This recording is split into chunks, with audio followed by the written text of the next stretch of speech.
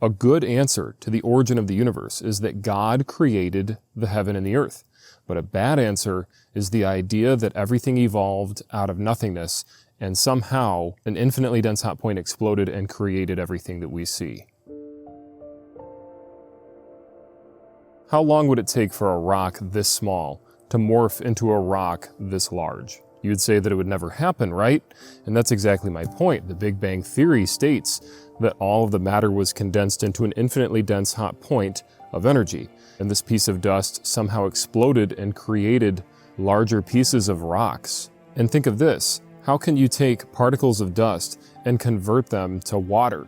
It's not possible. How could all the water in the universe have existed as energy, they say, in an infinitely dense hot point?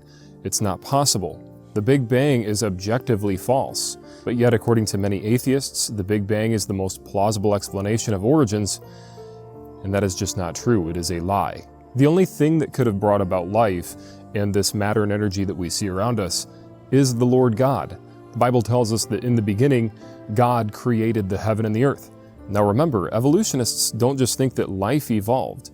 They believe that rocks evolved. Like I mentioned earlier, they think that tiny rocks that were smaller than a period on a page morphed into rocks as big as planet Earth, and a bunch of galaxies and oceans, and all sorts of different elements, supposedly, according to them, came from a tiny piece of dust. That is how bizarre that this theory is. That is how huge of a lie the Big Bang Theory is. It gets very loony as you look into the fundamentals of Darwinian evolution in respect to stellar evolution. Did we just appear here?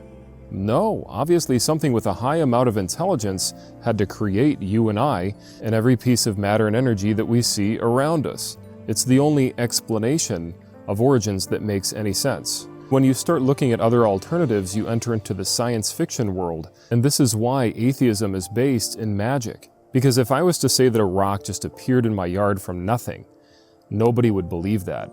But yet we're supposed to think that the entire universe just popped into existence from nothing with no God?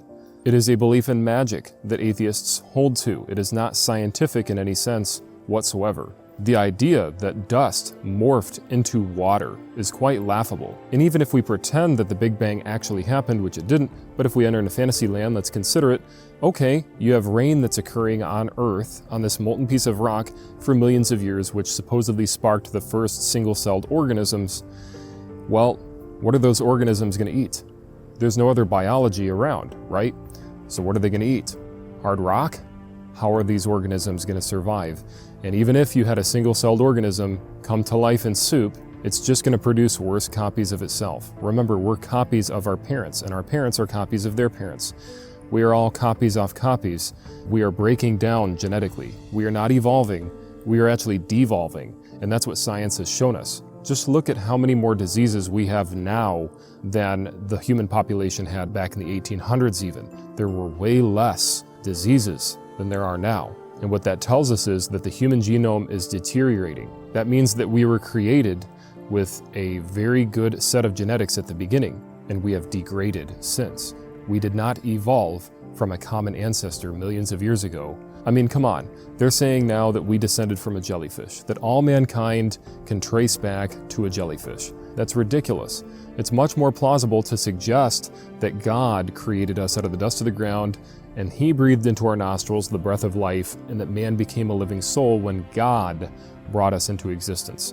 Not when some fish fell in love with another fish and somehow over generations produced you and me. That's a fairy tale. That's not reality. That's not science. It's a false religion that atheists believe in.